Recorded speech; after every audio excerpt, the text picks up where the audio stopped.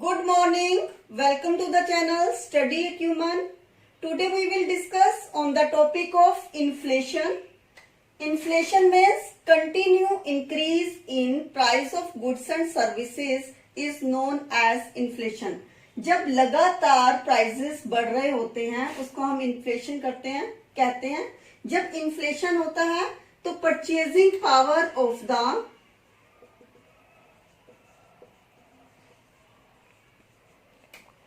of the currency is decrease.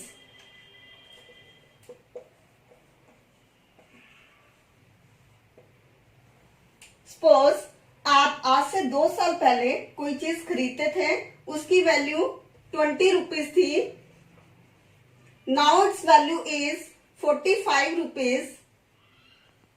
तो क्या हुआ कि आप जितने पैसों में 20 रुपीज में एक कमोडिटी खरीदते थे, आप कितने में खरीदते हैं? 45 रुपीज में। इसका मतलब आपकी वही चीज 45 रुपीज में आई है और करेंसी की वैल्यू डिक्रीज हो गई है। तो this is known as inflation. और इन्फ्लेशन को आप सिंपल वर्ड्स में कह सकते हैं, if demand of the goods and services is greater than supply, this situation is also known as inflation. तो इन्फ्लेशन को we can measure through 2 indices, wholesale price index and consumer price index. Consumer price index को निकालने का formula क्या है? यदि आपको देखना कि इन्फ्लेशन रेट कितना हुआ है, current period of consumer price index minus prior period of consumer price index divided by prior period of consumer price index multiply by 100.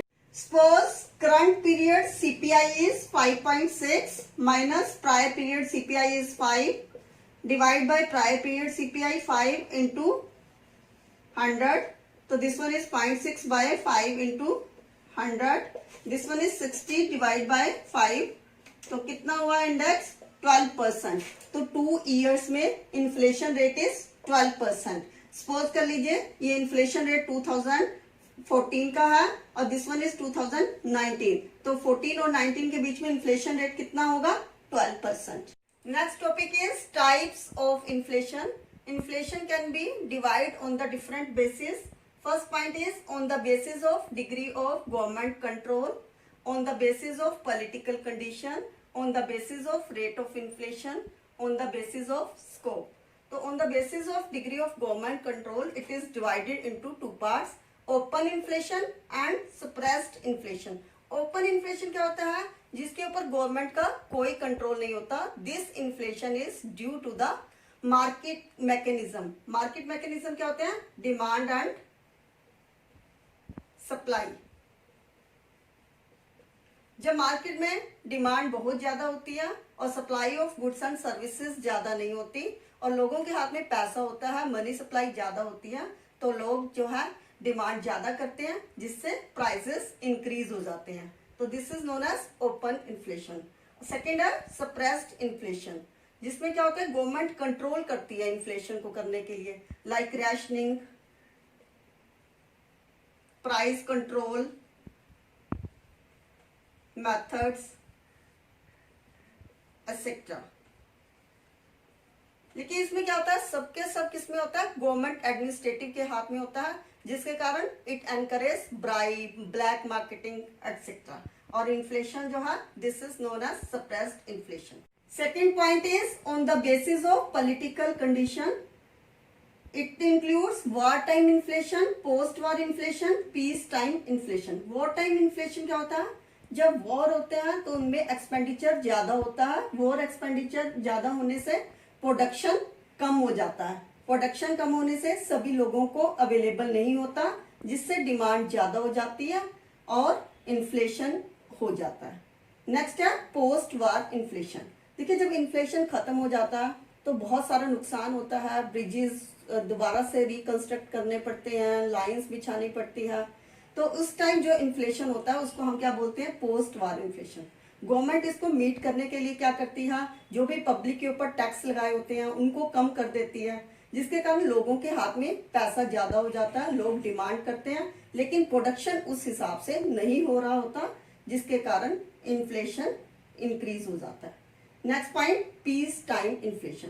देखिए जब वॉर खत्म हो जाता है तो पीस टाइम इन्फ्लेशन के लिए गवर्नमेंट को दोबारा से इकोनॉमी को रिवाइव करना होता है, उसके लिए डिफरेंट डिफरेंट प्रोजेक्ट्स बनाने होते हैं और sometimes government take the decision of deficit financing. Deficit financing क्या होती है? नई करेंसी को प्रिंट करना, तो जिससे मनी सप्लाई ज्यादा हो जाती है, लोगों के पास मनी आ जाती है, लेकिन प्रोडक्शन जो है एज कंपेयर टू डिमांड कम हो जाता है और प्राइसेस इंक्रीज हो जाते हैं। तो देखिए जितने भी पॉइंट्स मैं आपको बता रही हूँ सभी के सभी पॉइंट्स में आपने क्या बताना है? मनी सप्लाई ज्यादा है जिसके कारण लोगों की डिमांड ज्यादा है और supply of goods and services उस हिसाब से नहीं होती, जिसकी वजह से इन्फ्लेशन आ जाता है। इन्फ्लेशन का मतलब प्राइसेस इंक्रीज हो जाते हैं। Next point is on the basis of rate of inflation. ये it includes creeping inflation, walking inflation, running और galloping inflation and hyper inflation. Creeping inflation क्या होता है? जब इन्फ्लेशन जो है बहुत सारे सालों में और बहुत कम रेट से होता है। क्या है? जैसे 20 ईयर्स में प्राइसेस 2% बढ़ते हैं तो उसको हम क्या बोलते हैं? क्रीपिंग इन्फ्लेशन, कि काफी सारे सालों में इन्फ्लेशन जो है प्राइसेस मीन्स कम बढ़े हैं। और वॉकिंग इन्फ्लेशन क्या होता है? जिसमें 40 to 5%, 50% जो है प्राइसेस बढ़ जाते हैं, उसको हम बोलते हैं वॉकिंग इन्फ्लेशन। और रनिंग और गैलोपिंग इन्फ्लेशन क्या होता है? जिसमें 80 to 100% जो है प्राइसेस इंक्रीज हो जाते हैं, उसको हम बोलते हैं रनिंग और गैलोपिंग इन्फ्लेशन। हाइपर इन्फ्लेशन क्या होता है? जो बहुत कम टाइम में there is a increase in prices, उसको हम बोलते हैं hyper inflation. These 4 type of inflation can be shown with the help of diagram। x axis पे हम लेंगे percentage increase in price and y axis पे टाइम पीरियड। देखिए 24 years में just only there is a 10% increase in prices, so it is known as creeping inflation. और walking inflation क्या है? 12 years में there is increase in 20% prices, this is known as walking. और running के case में 4 years में there is 100% increase in prices, this is running और galloping. और हाइपर इन्फ्लेशन के केस में बहुत कम साल में there is a unexpected change in prices. तो these are the inflation on the basis of rate.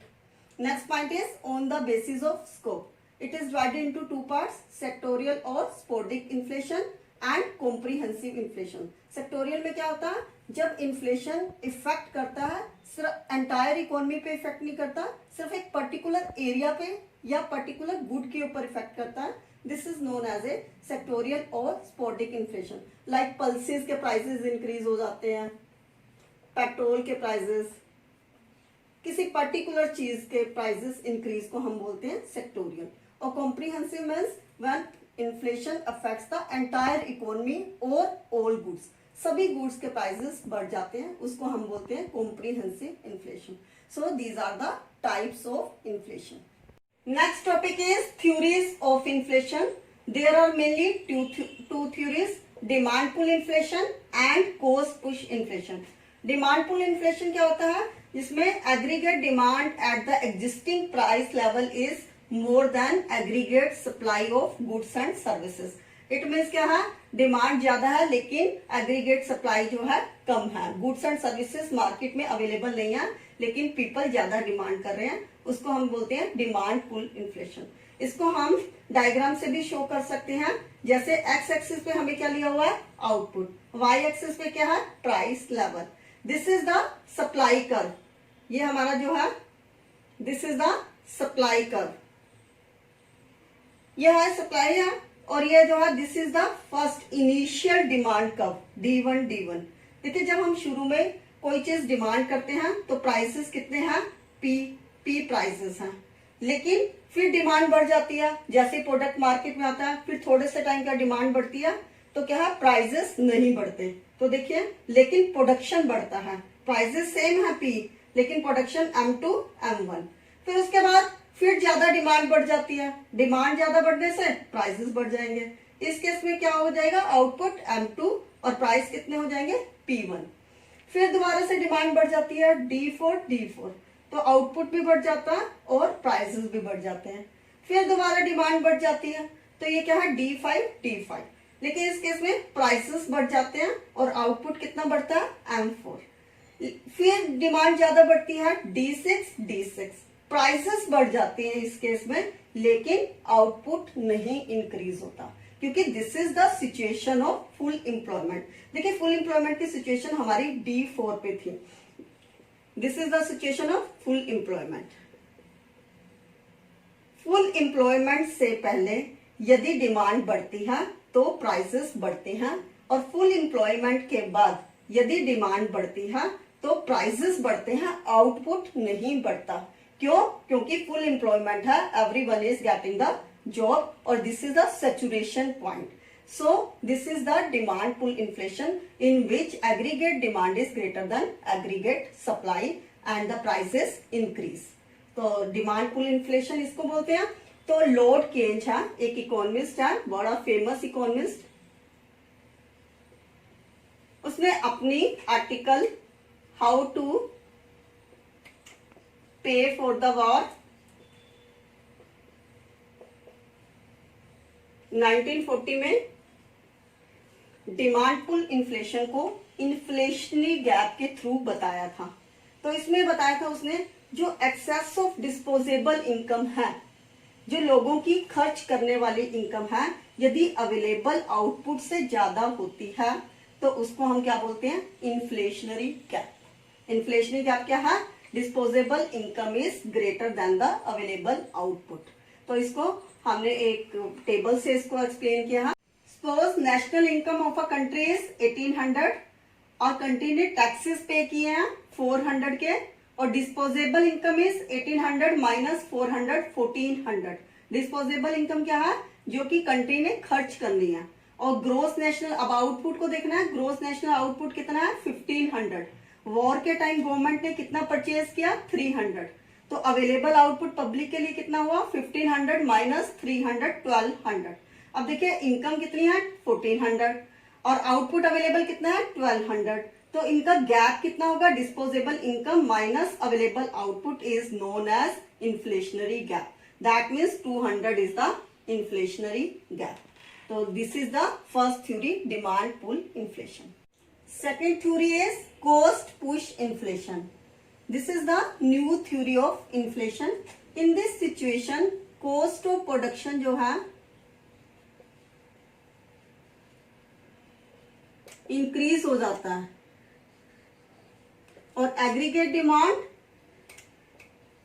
Fall हो जाती है। ये किस केस में होता है? तो जितने भी हमारी लेबर यूनियंस होती हैं वो अपने वेज रेट को बढ़ा लेती है, और सेकंड, या जितने भी एम्प्लॉयर्स होते हैं वो अपने प्रॉफिट को इंक्रीज कर लेते हैं। जब प्रॉफिट को इंक्रीज करते हैं या लेबर को हम ज्यादा वेजेस देते हैं तो हमारी कॉस्ट ऑफ प्रोडक्शन इंक्रीज हो जाती है। तो कॉस्ट ऑफ प्रोडक्शन इंक्रीज हो जाती है, तो हाँ, इस सिचुएशन में एग्रीगेट डिमांड कैसे फॉल होती है, आउटपुट कैसे फॉल होता है और एम्प्लॉयमेंट कैसे फॉल होती है, we can show with the help of the diagram. देखिए एक्स एक्सिस पे हमने लिया आउटपुट और वाई एक्सिस पे लिया प्राइस लेवल, और ये हमारी एस जो है this is the supply curve. ये यहां से जाके ये पैरेलल टू वाई एक्सिस हो जाती है। तो ये हमारी सिचुएशन है, ए सिचुएशन है, फुल एम्प्लॉयमेंट की सिचुएशन है। और डी जो है it is the demand curve. देखिए सप्लाई कर्व और डिमांड कर्व जहां पे इंटरसेक्ट करती है वो हमारा प्राइस होता है, और दिस वन इज आउटपुट। तो कितना प्राइस है? P इज द प्राइस और M2 is the output. It is produce by the company. लेकिन वो क्या होता है? कॉस्ट ऑफ प्रोडक्शन इंक्रीज हो जाता है, तो सप्लाई का जो होता है इट शिफ्टेड लेफ्ट साइड, तो ये हो जाता है S1S। अब देखिए S1S होने से क्या होता है? प्राइसेस इंक्रीज हो गए, प्राइसेस इंक्रीज P2 P1, लेकिन आउटपुट क्या है? कम हो गया M2 से M1। फिर दोबारा से कॉस्ट ऑफ प्रोडक्शन इंक्रीज हो जाता है, तो हमारी सप्लाई को बन जाती है S2S। तो इस केस में हमारे प्राइसेस कितना हो गया? P2, और आउटपुट कितना हुआ? M। तो क्या होता है? जैसे जैसे कॉस्ट ऑफ प्रोडक्शन इंक्रीज होती है प्राइसेस इंक्रीज होते रहते हैं, पर आउटपुट कम होता रहता है, जिसकी वजह से इन्फ्लेशन होता है। This is known as cost push inflation. Next topic is causes of inflation. Inflation means there is a imbalance between demand and supply. Sometimes demand is greater than supply. So causes of inflation can be explained by 2 points, demand side and supply side. Demand side से कैसे होगा? First point, increase in public expenditure. यदि government public expenditure पे ज्यादा खर्च करती है तो बिजनेसमैन और पब्लिक की परचेजिंग पावर कैपेसिटी ज्यादा बढ़ जाती है, जिसके कारण दे डिमांड मोर, लेकिन प्रोडक्शन उतना ज्यादा नहीं होगा, जिसके कारण prices will be increase. Second point, deficit financing. कई बार गवर्नमेंट अपने फिजिकल डेफिसिट को मीट करने के लिए नए नोट को छापती है, जिसके कारण मार्केट में पैसा ज्यादा हो जाता है और डिमांड इंक्रीज हो जाती है, लेकिन supply is not as much more than the demand, so there is increase in prices. Reduction in tax. Government क्या करती है? Sometimes they reduce the tax. Tax reduce करने से क्या होगा? लोगों की परचेजिंग पावर बढ़ जाएगी और दे डिमांड मोर, लेकिन supply of goods and services is less than demand, so the prices will be increase. Next point, increase in disposable income. Disposable income क्या होती है? जो इनकम खर्च करने वाली इनकम होती है. यदि हमारी डिस्पोजेबल इनकम इंक्रीज होगी तो बाइंग कैपेसिटी ज्यादा होगी, डिमांड ज्यादा होगी और सप्लाई कम होती है, जिसके कारण prices will be increase. Black money. कई बार लोगों के पास क्या होता है, जितने भी गवर्नमेंट ऑफिशियल्स होते हैं और भी बिजनेसमैन होते हैं, they have a black money. तो ब्लैक मनी में they spend on their expenditure. तो एक्सपेंडिचर जितना ज्यादा इंक्रीज होगा, डिमांड उतनी ही ज्यादा होगी, लेकिन सप्लाई नहीं होगी, जिसके कारण प्राइसेस इंक्रीज हो जाएंगे. सप्लाई साइड से लेस प्रोडक्शन. देखिए, सप्लाई साइड से जो हमारे मार्केट में गुड्स एंड सर्विसेज हैं, उनका प्रोडक्शन कम होगा और डिमांड ज्यादा होगी, जिसके कारण प्राइसेस इंक्रीज हो जाएंगे. आर्टिफिशियल स्कैरेसिटी. जो बड़े बड़े बिजनेसमैन हैं, जब प्राइसेस इंक्रीज होते हैं, वो प्राइसेस कम होते हैं, वो उसकी आर्टिफिशियल स्कैरेसिटी कर लेते हैं, उसको होल्ड करके रख लेते हैं, तो जिसके कारण जो है प्राइसेस इंक्रीज हो जाते हैं. Next point, shortage of food grains. तो जितनी डिमांड होती है उतनी हमारे पास फूड ग्रेन्स नहीं होते, जिसके कारण जो है प्राइसेस इंक्रीज हो जाते हैं. Industrial dispute. कई बार कंपनीज में क्या होता है, इंडस्ट्रियल डिस्प्यूट हो जाते हैं, एम्प्लॉयर और एम्प्लॉय में डिस्प्यूट हो जाते हैं, लॉकडाउन आ जाता है, जो है पेन डाउन कर लेते हैं एम्प्लॉयज, तो उसकी वजह से प्रोडक्शन नहीं हो पाता, लेकिन डिमांड उतनी के उतनी होती है, जिसके कारण प्राइसेस इंक्रीज हो जाते हैं. Next point, technical changes. देखिए, आजकल जो है there is a rapid change in the technology. Technology में जैसे जैसे चेंज आते रहते हैं, हम जितने भी एम्प्लॉयज हैं उनका रेम्यूनरेशन बढ़ाते रहते हैं उनके, तो इससे क्या होगा, cost of production will be increase, लेकिन आउटपुट उतना नहीं बढ़ पाएगा, जिसके कारण जो है prices will be increase. So these are the demand side and supply side points of the causes of the inflation. Next topic is measures to control inflation. देखिए, inflation is a dangerous for the economy of the country. So there are some measures to control inflation. First one is monetary measures and second one is fiscal measure. Monetary measures include control over money. जो central bank है उसको strict rules बनाने चाहिए और ना ही ज्यादा money circulation में लानी चाहिए. Second point, credit control. जो सेंट्रल बैंक है उसको क्रेडिट को कंट्रोल करना चाहिए through quantitative and qualitative method like bank rate, open market operation, repo rate, reverse repo rate, change in marginal requirement. इनके थ्रू जो है they have to control the inflation. ये मैंने आपको मॉनेटरी पॉलिसी वाले लेसन में भी बताए थे. Next point, demonetisation of old currency. देखिए, गवर्नमेंट को लगता है कि इन्फ्लेशन बहुत ज्यादा हो गया, तो उसको सेंट्रल बैंक को ये इंस्ट्रक्शन दे देनी चाहिए कि वो करेंसी को डीमोनेटाइजेशन करते. करेंसी का डीमोनेटाइजेशन करने से क्या होगा कि मार्केट में सर्कुलेशन कम हो जाएगा and it will decrease the inflation. Next point is fiscal measures. Fiscal measures are related to government income and expenditure. तो फिजिकल मेजर्स में गवर्नमेंट को क्या क्या स्टेप्स लेने चाहिए इन्फ्लेशन को कंट्रोल करने के लिए. First point is decrease in public expenditure. देखिए, पब्लिक एक्सपेंडिचर पे ज्यादा खर्च नहीं करना चाहिए, अच्छी रोड्स नहीं होनी चाहिए, ज्यादा अच्छे ब्रिजेस वगैरह, क्योंकि इससे क्या है, लोगों की परचेजिंग पावर बढ़ जाती है, जिससे वो डिमांड कम करते हैं, तो इसलिए पब्लिक एक्सपेंडिचर को डिक्रीज करना चाहिए. Second point, increase in tax. Government को टैक्स ज्यादा रेट पे लगाने चाहिए. गवर्नमेंट जितने ज्यादा रेट पे टैक्स लगाएगी उतनी ही लोगों की परचेजिंग पावर कम हो जाएगी, जिससे वो डिमांड कम करेंगे और डिमांड और सप्लाई आपस में मीट कर जाएगी। Next point, less deficit financing. Government को नए नोट भी कम छापने चाहिए, करेंसी को ज्यादा टाइम टू टाइम जो है ज्यादा नहीं छापना चाहिए, करेंसी पे भी कंट्रोल होना चाहिए, क्योंकि इससे मनी सर्कुलेशन में कम हो जाएगी और लोगों की डिमांड कम हो जाएगी और इन्फ्लेशन कंट्रोल हो जाएगा। Next point, delay in the payment of old debts. यदि गवर्नमेंट के कोई ओल्ड डेट्स हैं, किसी को पैसा देना है, तो गवर्नमेंट को उससे डिले करनी चाहिए, क्योंकि यदि गवर्नमेंट जल्दी जल्दी पे कर देगी तो लोगों के हाथ में पैसा ज्यादा आ जाएगा। इसलिए गवर्नमेंट को डिले करनी चाहिए, जिससे लोगों की परचेजिंग पावर कम हो जाए। So these are the measures through monetary and fiscal policy. So now this topic is finish. For more videos please like, share and subscribe my channel.